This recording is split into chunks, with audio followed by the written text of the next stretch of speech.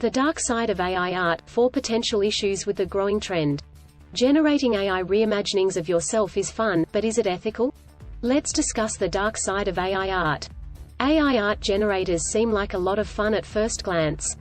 Who wouldn't want to input a few selfies and then see reimaginings of themselves as royalty, a Viking, or Victorian aristocrat? But once you look past the surface, you'll see it's not all fun and games. Who's behind the art the AI generator produces? Who owns the rights to it? Let's take a deeper look into the dark side of AI art. A trend is born. Trends come and go quickly online, and one that stuck around and stirred the pot was AI-generated art. The concept seemed simple enough. Social media was flooded with people participating in the trend. TikTok was ablaze, Instagram and Twitter, too. There were even dedicated YouTube videos trying out these services. But given that most AI art generators ask for payment and require you to feed it several images of yourself, did you consider copyright? 1. The fine print. It's a commonly recognized joke that people don't read terms and conditions but simply agree to them in haste. Well, when it comes to AI art generators, you really should take the time to read them. Prisma Labs is among the most used AI art generators. It costs you $7.99 monthly or $29.99 yearly to use its premium features, and the terms and conditions are rather frightening. In a nutshell, Prisma states that its users retain all rights in and to your user content, which is a relief.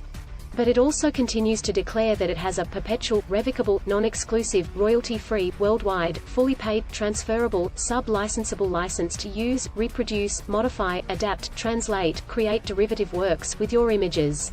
2. Copyright. Copyright is a huge issue when it comes to AI-generated art.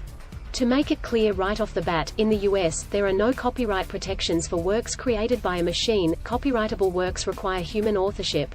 That isn't stopping people from trying to copyright AI-generated art. It also makes you wonder who deserves the copyright in the first place. Or is it the one whose images have been fed to the algorithm behind the AI generator, whose work has been used to teach the AI how to create art in the first place? 3. Is it theft? The ethicality of AI art. It's easy to use AI to create images of anything you can imagine, but AI generators cannot simply pull art out of thin air. Ready-made art or a text command gets fed into the generator, which it then uses to figure out what art is and how to make it. The bottom line is that these generators use other people's art to learn how to make art. It would be one thing if the people behind AI art generators sought out willing participants who consent to their art getting used to improve machine learning. But that's not what happens. 4. Bias and harmful stereotypes. The more art that AI generators come across and learn from, the better they become. But the content these generators learn from is made by humans, and humans are hardly infallible.